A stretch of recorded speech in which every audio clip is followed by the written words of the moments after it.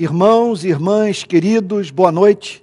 Nós vamos agora para mais uma exposição da série Os Conflitos de Cristo com as Instituições Religiosas do seu tempo. E hoje, dando sequência às pregações sobre João capítulo 8, que trata de uma dessas narrativas do Novo Testamento que apresentam Cristo em conflito com líderes religiosos dos seus dias. Então diz assim o Evangelho de João, capítulo 8, na chamada história ou narrativa da mulher adúltera. Jesus, no entanto, foi para o Monte das Oliveiras. De madrugada voltou novamente para o templo e todo o povo se reuniu em volta dele. E Jesus, assentados, ensinava. Então os escribas e fariseus trouxeram à presença dele uma mulher surpreendida em adultério, e fazendo-a ficar em pé no meio de todos, disseram a Jesus: Mestre, esta mulher foi surpreendida em flagrante adultério. Na lei, Moisés nos ordenou que tais mulheres sejam apedrejadas. E o Senhor, o que tem a dizer? Eles diziam isso tentando para terem de que o acusar. Mas Jesus, inclinando-se, escrevia na terra com o dedo. Como eles insistiam na pergunta, Jesus se levantou e lhes disse: Quem de vocês estiver sem pecado, seja o primeiro a atirar pedra nela. Inclinando-se novamente, continuou a escrever no chão. Mas eles, ouvindo essa resposta, foram saindo um por um, a começar pelos mais velhos até os últimos, ficando só Jesus e a mulher em pé diante dele. Levantando-se, Jesus perguntou a ela: Mulher, onde estão eles?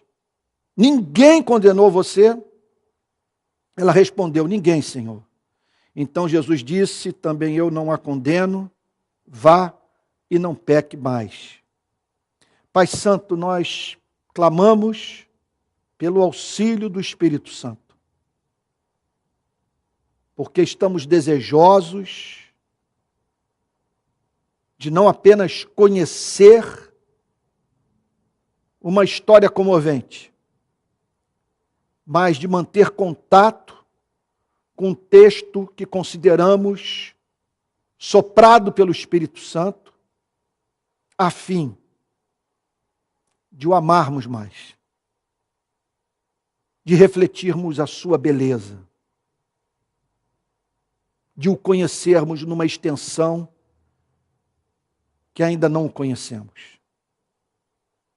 Nós bendizemos o teu nome, Deus Pai Todo-Poderoso, pela sua infinita longanimidade e insistência em nos amar. Pedimos, Pai Santo, perdão por todas as nossas incoerências e rogamos que o Senhor nos conceda um coração puro, a fim de que contemplemos a sua face. Envia a tua luz e a tua verdade, a fim de que ela nos guie e nos leve ao teu santo monte, Senhor. Em nome de Jesus. Amém. Verso 5. Na lei, Moisés nos ordenou que tais mulheres sejam apedrejadas. E o Senhor, o que tem a dizer? As instituições religiosas podem estar dedicadas à tarefa inconsciente de matar Deus. A história do mundo ocidental revela essa realidade. De um lado, a ortodoxia morta, incapaz de dialogar com a cultura, indiferente às grandes injustiças sociais, intelectualmente estéril, irrelevante num contexto de cultos sem transcendência. De outro lado, o liberalismo teológico, com sua subserviência à modernidade, domesticado pela filosofia, transformando teologia em ciência da religião, mutilando a Bíblia, condenando a injustiça social sem proclamar a necessidade de justificação pessoal, esvaziando igrejas, tornando os templos mas bem localizados em algumas das cidades mais importantes do mundo, em locais de entretenimento e não de encontro com Deus por meio da proclamação da verdade.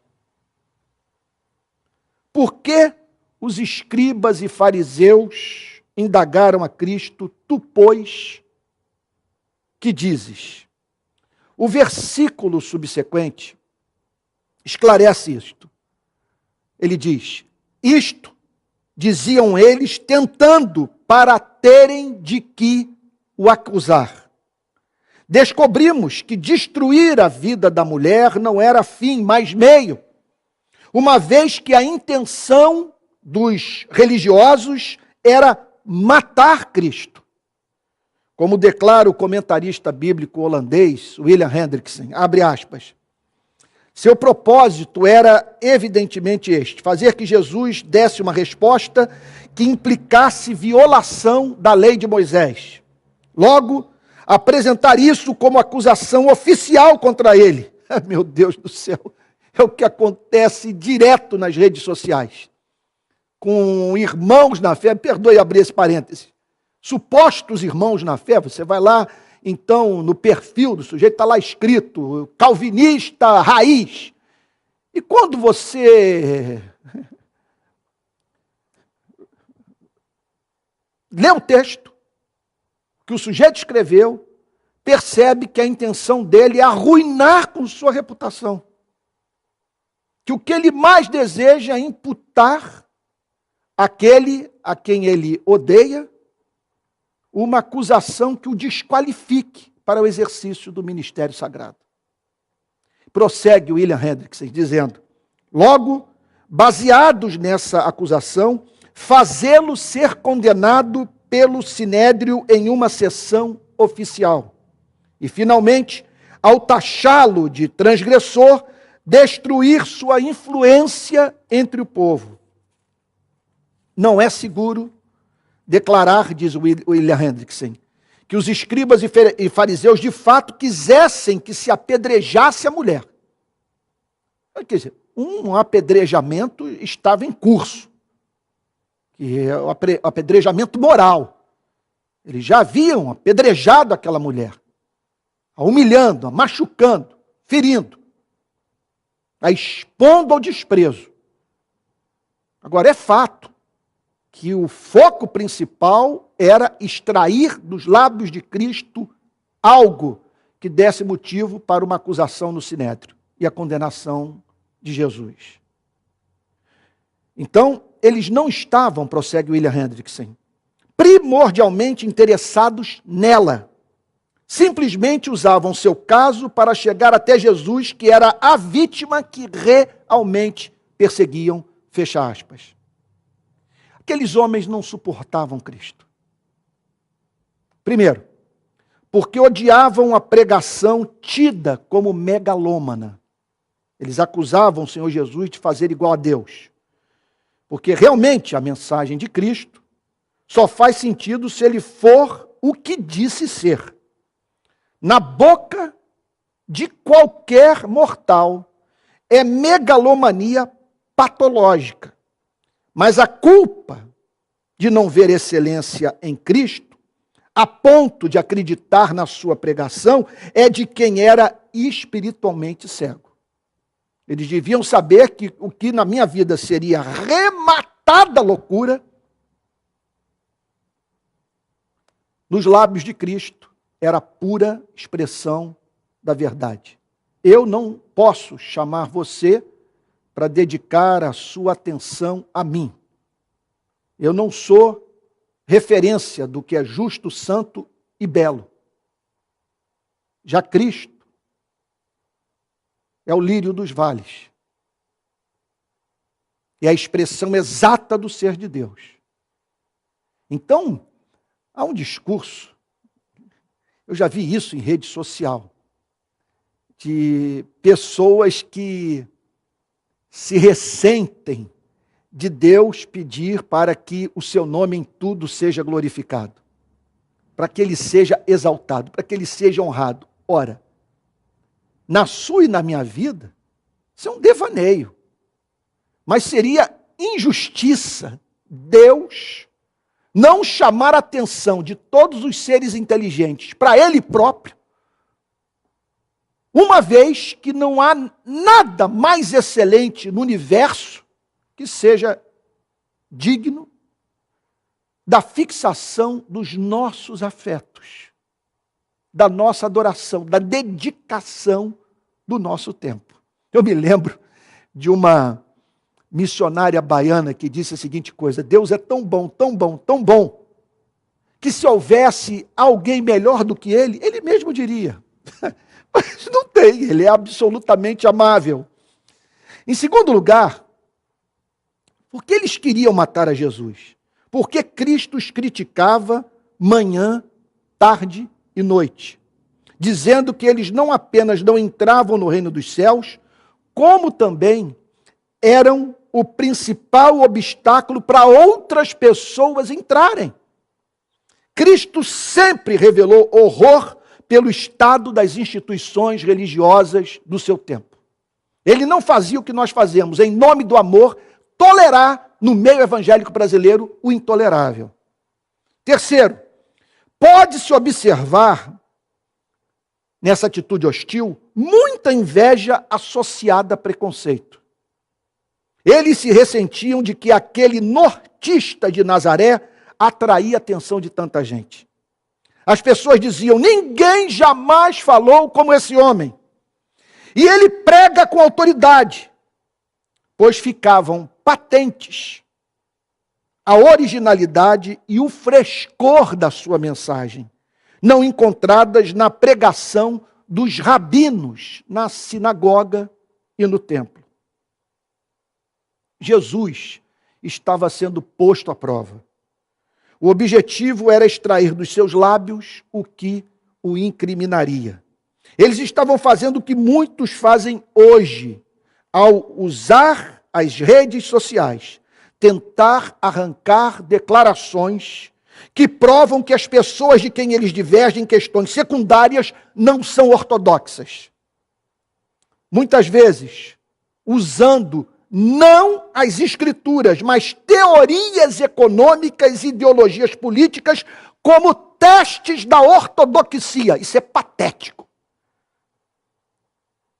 Se o plano desse certo, eles espalhariam por Jerusalém e todo Israel que Jesus era falso profeta. Caso Cristo concordasse com a sessão de apedrejamento, eles o chamariam de esquizofrênico e não tão amigo do povo como muitos imaginavam. A figura do profeta do amor seria desfeita. O trunfo maior, entretanto, seria botá-lo em oposição a Moisés. Eles apostavam nisso. Pressentiam que pelo estilo e pelo conteúdo da pregação de Cristo, ele desconstruiria Moisés, o que seria o fim da vida pública de Jesus, humanamente falando. Deus, essa passagem nos ensina, ignora perguntas desonestas feitas por aqueles que estão mais interessados em se eximir de um compromisso com a verdade do que em conhecer a verdade. A realidade é que teólogos podem estar preocupados com o que não preocupa a Deus. Pregadores cuja teologia não revela a Cristo, não exalta Cristo, não é mediada por Cristo, estão privados da luz que vem do alto. Não é teologia revelada aquela que é produzida para arruinar vidas, transformar homens em estátuas de mármore, banir da igreja o próprio Deus. Que nenhum homem queira receber da parte de Deus esse tratamento. Olha o que o texto diz: mas Jesus, inclinando-se, escrevia na terra com o dedo. Perceba que Cristo não olha nos olhos daqueles religiosos, não os considera, ignora-os, vira-lhes as costas, Jamais ele tratou publicanos, meretrizes, leprosos ou miseráveis desse jeito. Somos remetidos, portanto, a uma grande verdade. A canalice do religioso é, entre todas, a mais abominável aos olhos de Deus. O religioso empedernido põe na boca de Deus o que Deus nunca falou, faz com que Deus seja confundido com o diabo, leva os seres humanos a perder o encanto pelo Criador e mata Deus. E os homens, usando a própria Bíblia como justificativa para a sua insânia. Detectar o diabo fazendo o papel de ventríloco, capaz de usar líderes religiosos como os seus bonecos, pode ser tão complexo como perceber o lobo que atua sob disfarce da ovelha. Deus, à luz dessa passagem, está de costas para igrejas inteiras, ignorando seus planos, recusando-se a participar das suas assembleias, suprimindo transcendência dos seus cultos. Deus não tem participação em projetos de morte. Há sempre a possibilidade de a igreja se transformar no seu avesso. Repetir. Há sempre a possibilidade de a igreja se transformar no seu avesso. Por isso, a pregação expositiva, num espírito de oração, que faz passar pelo escrutínio das Escrituras as mais diferentes áreas da vida da igreja, é a principal via para a reforma constante da igreja. Tudo pode se deteriorar subitamente. Igrejas que começaram bem podem passar a ser tidas no céu como sinagogas de Satanás. Permita-me dizer, que haja democracia. Por que eu digo isso? Que todos tenham liberdade para apresentar as suas questões. Que a teologia do ungido que não pode ser chamado de herege seja banida da igreja. Que enquanto o pregador prega do púlpito, os que ouvem nos bancos a mensagem confiram nas Escrituras se o que está sendo pregado flui naturalmente da passagem selecionada para a pregação. Isso é essencial, irmãos. Que todos exijam que o pastor pregue todo o conselho de Deus de modo claro, com aplicações corajosas dos princípios revelados, confrontando a cultura, jamais deixando de apresentar o Deus real por força do medo de esvaziar a igreja. Membros de esquerda, de direita, de centro, de mentalidade pré-moderna, moderna ou pós-moderna, têm de sair do templo, vez por outra, perturbados com o que foi falado. O caminho da esterilidade de uma igreja é o caminho da cooptação ideológica. Cristo não cabe nos sistemas de pensamento socialmente construídos, perdoe-me pela obviedade. Há uma milenar curiosidade quanto a esse texto. O que Jesus escrevia na terra. Uma interpretação de longa data na igreja tem sido que ele escreveu parte de Jeremias, capítulo 17, verso 23, que diz assim: aqueles que se desviarem de ti terão seus nomes escritos no pó, pois abandonaram o Senhor, a fonte de água viva. O teólogo britânico T.W. Manson, como nos lembra D.A. Carson, foi o primeiro a sugerir que Jesus estava imitando a prática de magistrados romanos que primeiro escreviam as suas sentenças e depois as liam. Gente, a melhor resposta é que não sabemos o que Jesus escrevia. É impossível saber. Mas permita-me apresentar uma verdade para a qual a imagem de Cristo escrevendo na areia me remete, sem com isso dizer que esse era o sentido da sua atitude. Vamos lá. Peço que você acompanhe o desenvolvimento das ideias, que reputo como eminentemente evangélicas. Somos seres morais. Ninguém é absolutamente relativista. Nenhum relativismo moral suporta mãe e filha entrando numa câmara de gás perante o olhar indiferente de um soldado alemão. Essa é a grande contradição e ponto de tensão da modernidade. Pense no homem como Nietzsche. Ele soube, como poucos, botar de modo profundamente racional o dedo na ferida da modernidade ao dizer que não houve coragem suficiente por parte dos pensadores modernos de levar os seus pressupostos racionalistas do iluminismo até as suas conclusões lógicas. Se Deus não existe, não há fundamento intelectual para os ideais da fraternidade, igualdade e liberdade preconizados pela Revolução Francesa. Observa-se, entretanto, que a maior parte da humanidade, mesmo os familiarizados com as consequências práticas da morte de Deus na cultura moderna, não o seguem consistentemente.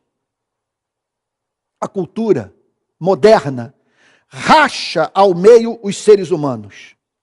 Ela chama de falsa consciência o que o cristianismo chama de natureza humana. Mas aqueles cujas mentes foram conquistadas pelos seus pressupostos intelectuais, não conseguem deixar de ser homens. Permita-me repetir. Aqueles cujas mentes foram conquistadas pelos pressupostos intelectuais da modernidade não conseguem deixar de ser homens. Como testemunha o ensaísta polonês Czesław Miłosz, ao falar sobre a sua ruptura e dos países da cortina de ferro com o socialismo, declara: um homem pode persuadir a si mesmo, a partir do questionamento mais lógico, de que vai aprimorar a sua saúde ao comer sapos vivos. E assim, racionalmente convencido, pode engolir um primeiro sapo. Então, um segundo. Contudo, ao engolir o terceiro sapo, o seu estômago se revolta. Da mesma maneira, diz Miłosz, ganhador de prêmio Nobel, vale a pena enfatizar isso. Da mesma maneira, ele está fazendo aqui, permita-me abrir um parêntese, uma crítica severa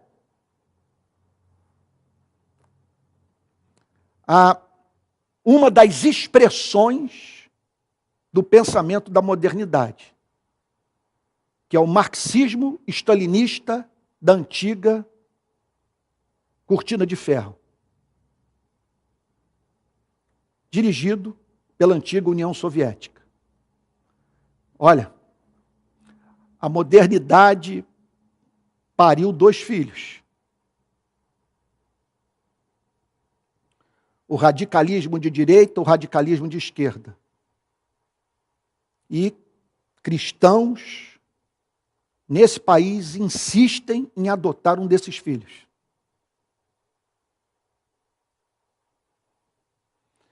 A batalha é anterior ao surgimento do neoliberalismo conservador na Inglaterra e nos Estados Unidos.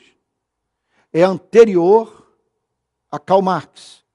Ela começa no final do século XVII, quando a cultura europeia passa por uma radical transformação ao se insurgir contra a cosmovisão cristã. Permita-me terminar o pensamento de Czesław Miłosz. Talvez valha a pena, você me perdoe, retomar um pouco o que ele disse, que eu acabei de ler,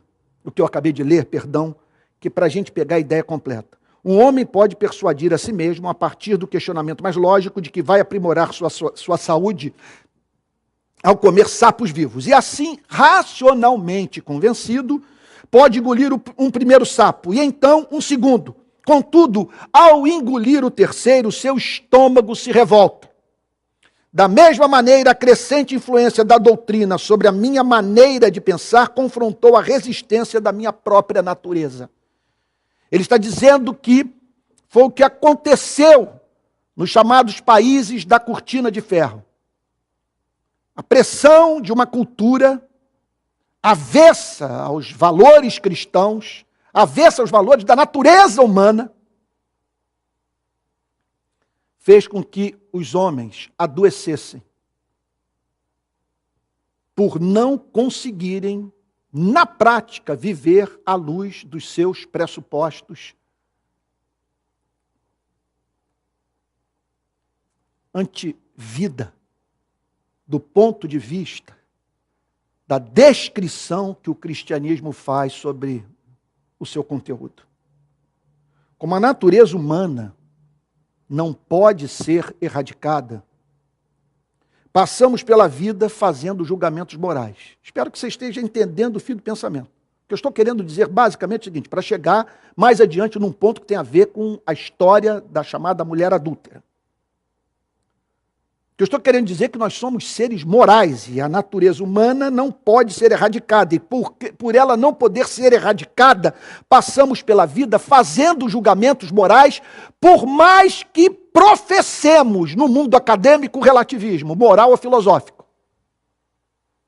Alguns são justos, outros são profundamente injustos em razão dos condicionamentos impostos pelo egoísmo humano. Muitas vezes são seletivos, estou falando dos nossos julgamentos, arbitrários, desproporcionais ao prescrever a sentença condenatória, em grande parte amalgamados à defesa consciente ou inconsciente de interesses pessoais. Embora eu não esteja nem um pouco certo quanto à interpretação do texto que Jesus escrevia na terra, ver Cristo escrevendo enquanto homens denunciavam pecados faz-me pensar no livro que estamos ditando para Deus, você e eu. Imagino cada sentença moral emitida por você e por mim indo parar nas páginas desse livro. No dia do juízo final, no qual os vivos e os mortos comparecerão perante o tribunal de Deus, doutrina absolutamente racional, uma vez que seria a subversão de toda a ordem moral do universo, justos e injustos terem seus caminhos nesse planeta relativizados pelo Criador Santo, de maneira que ser um Martin Luther King ou um Osama Bin Laden não faria a mínima diferença para o justo juiz. Esse livro será aberto naquele dia e lido para você e para mim. Eu me lembro de ter apresentado essa linha de pensamento para 2 jornalistas suíços. Isso deve fazer uns 7 anos, 8 anos. E eles confessaram, um deles pelo menos confessou que ficou visivelmente tocado. Ele confessou que ficou tocado, e para mim ele ficou visivelmente pelo que ele disse. Naquele dia uma pergunta nos será feita: o que você tem a dizer sobre o modo como viveu à luz do que a vida inteira, muitas vezes com severidade, até mesmo clamando pela punição do culpado, cobrou da vida do seu semelhante? Eu não sei como pessoas não tremem diante desse fato e não buscam reconciliação com Deus antes da chegada desse grande dia. Os religiosos insistem na pergunta. Foram forçados a lidar com o silêncio de Deus. Muita teologia já foi elaborada com um teólogo escrevendo perante um Deus silente. Muita pregação já foi feita perante um Cristo indiferente para o trabalho do pregador. Muita oração já foi tida por Deus como afronta e provocação à sua santidade. Foi o que aconteceu com aqueles homens. Despertaram Cristo da sua deliberada indiferença para ouvir o que não desejavam. Cristo os ignora, eles insistem na confrontação e aí passam a ouvir o que não desejava escutar. Aquele que dentre vós estiver sem pecado, seja o primeiro que lhe atire pedra. Foi o que disse o Senhor Jesus. Muito antes do movimento feminista, vemos Cristo salvando uma mulher de uma cultura machista. Não apenas isso. Ao salvá-la, salvava a todos, a você e a mim. Porque ali estávamos você e eu. Não há como dissociarmos a luta pelos direitos das minorias da luta pelo nosso direito pessoal. Colocamos-nos no lugar dos que não têm voz, colocarmos-nos no lugar dos que não têm voz e lutar pelos seus direitos pode significar, mais adiante, termos contribuído para a preservação dos nossos direitos e dos daqueles que nos são próximos. Cristo os faz sair do trono de Deus. Foi onde eles se assentaram. Um silogismo lógico é subentendido. Pecadores não estão habilitados a julgar e condenar eternamente os seus pares. Todos pecamos. Não estamos em condição de julgar com retidão. É insensatez usar critérios de julgamento que um dia serão aplicados à vida de quem julga.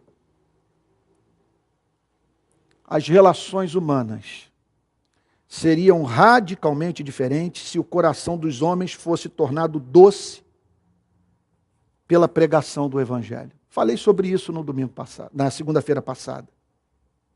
Não conheço nada que nos apresentem motivos mais elevados para tratarmos com gentileza, compaixão e paciência os que pecaram do que o Evangelho de Cristo.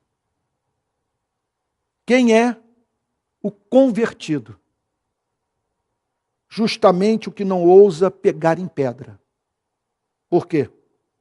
Porque ele foi humilhado, pranteou pela sua culpa, chorou pelo perdão recebido e foi tornado espontaneamente gentil pela estimativa que fez de si mesmo à luz do Evangelho. O Evangelho nos dá motivo tanto para não nos sentirmos superiores, quanto para não nos sentirmos inferiores a quem quer que seja. Não levantamos a cabeça, também não a curvamos. Sabemos quem somos, simultaneamente justos e pecadores. Homens e mulheres tornados justos pela graça mediante a fé somente. Homens e mulheres que ainda carregam dentro de si parte do que há no mundo que crucificou a Cristo. Mais uma vez, Cristo deliberadamente os ignora. Pois o texto diz, e tornando a inclinar-se, continuou a escrever no chão. Jesus não chama para apresentarem novas questões. Não pede que fiquem. Não impede o escândalo. Eles foram deixados entregues a si mesmos.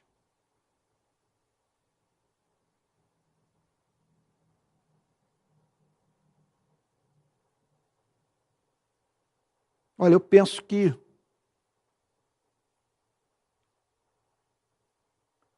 nós não podemos adoecer e gastar tempo com gente que nos dá o tratamento que esses homens deram a Cristo. Observe que Cristo não chamou para apresentarem novas questões, não pediu para que eles ficassem, e não impediu o escândalo. Aqueles homens foram deixados entregues a si mesmos. Deus pune o pecado com o pecado. A ninguém tenta, mas pode suprimir sua graça a fim de que os homens, quando entregues a si mesmos, sejam demovidos da sua arrogância. Deus pode usar a queda de um homem para humanizá-lo. Há pessoas que se tornaram melhores por causa dos seus pecados. Passaram uma noite, por exemplo, envolvido com pornografia na internet, invejar a prosperidade de alguém, experimentar prazer secreto pelo fracasso daquele a quem inveja, explodir de raiva e falar tolice tornada pública, são atitudes que podem ser usadas por Deus para que um homem tanto aprenda a depender mais da graça divina, como também aprenda a manter atitude graciosa com o próximo.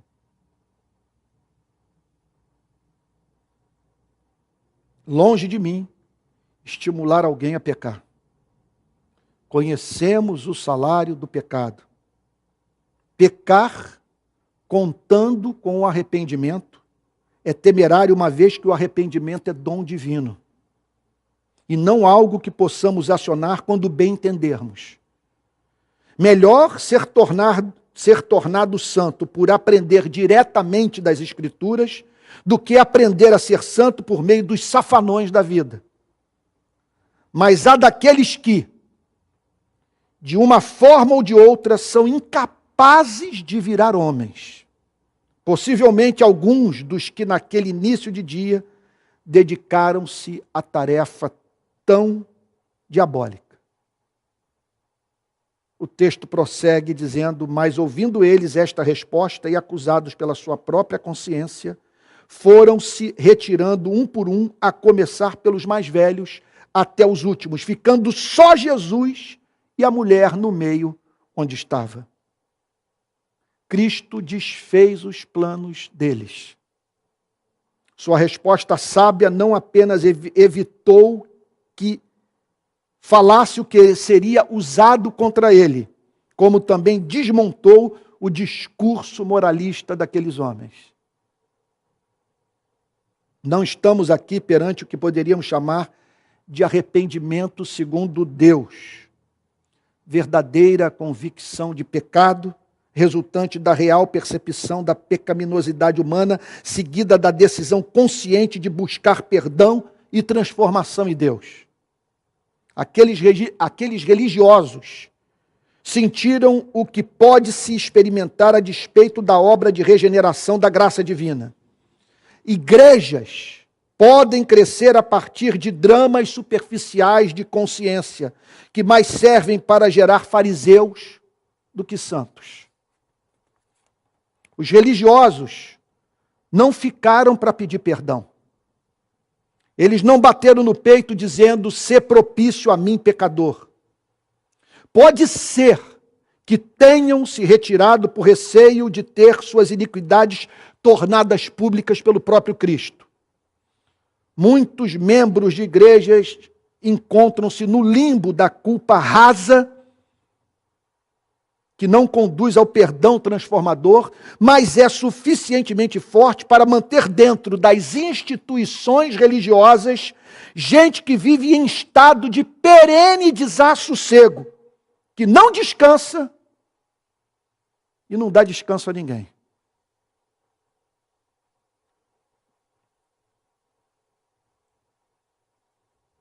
Olha, eu estou vendo aqui as minhas anotações. Eu estou com medo de tratar de uma forma muito assodada o diálogo de Cristo com a chamada mulher adúltera. Então, eu vou fazer o seguinte: eu vou fazer uma pausa por aqui e vou deixar para tratar da relação de Cristo com aquela mulher, o diálogo final, na próxima segunda-feira. E agora, eu não sei se tem alguma pergunta, se alguém tem se alguma questão foi encaminhada, porque no início dessa transmissão, nós convidamos os que, porventura, estivessem nos acompanhando, a apresentarem questões referentes à pregação. Eu já vivi experiência, assim, de pregar e perceber que as pessoas ficaram tão mexidas que não sentiram interesse em perguntar. Só queriam ter tempo para pensar no que foi falado. Isso acontece. Às vezes eu temo que tenha acontecido de não ter sido muito claro, não ter sido objetivo, ou ter pregado de uma forma desinteressante. De qualquer maneira, o que eu espero sempre é que pessoas apresentem suas questões honestas, a fim de ouvirem de mim respostas honestas. Então, me parece que até agora ninguém apresentou nenhuma questão, então é minha intenção parar por aqui fazendo uma oração. Ok? Vamos lá, vou dar 5 segundos. Se aparecer alguma questão aí, eu respondo, porque eu fui avisado que apareceria aqui na tela da igreja, mas me parece que não. Ok, então vamos ter um momento de oração, pedindo a Deus graça para que aprendamos com Cristo essas lições, que, repito o que disse na segunda-feira passada, nos blindarão, tornando-nos protegidos do poder letal das instituições religiosas. Mas, veja só, um outro lado dessa história. Pense num homem como eu. Se eu não prestar atenção nessa história, é possível que eu me transforme num desses homens que tentou matar Cristo e expôs um ser humano coberto de culpa à humilhação pública. Daí a importância de lidarmos com esses textos com muita atenção. Eles nos protegem, mas eles também nos ajudam a evitar o crime de sermos, para a nossa geração, o que os fariseus foram para os seus contemporâneos nos dias de Cristo. Vamos orar? Pai Santo, mais uma vez nós bendizemos o Teu nome pela pessoa do nosso Salvador. Quanto mais meditamos na Sua palavra, mais nos encantamos por Ele. Não há ninguém que exerça maior fascínio sobre o nosso espírito do que Jesus. Ele tem as palavras da vida eterna. E nós pedimos a Ti que o Senhor continue a nos proteger da obra do inferno, que é levada a cabo dentro das instituições religiosas. E que o Senhor não permita jamais que nos tornemos nos algozes dessa história. Que aprendamos com Cristo. Que saibamos reproduzir a vida de Cristo. Que Tu nos concedas graça para contribuirmos para a salvação daqueles que a instituição religiosa quer matar. Te agradecemos pela Tua palavra, lâmpada para os nossos pés e luz para os nossos caminhos. É evidente que a Tua palavra é Tua palavra. Ler uma passagem como essa nos faz ter contato com a sua impressão digital, com as marcas da divindade no texto inspirado. Aceita a nossa gratidão pela Bíblia, pela revelação que tu fizestes de ti mesmo a nós. Em nome de Jesus, Senhor. Amém. Amém.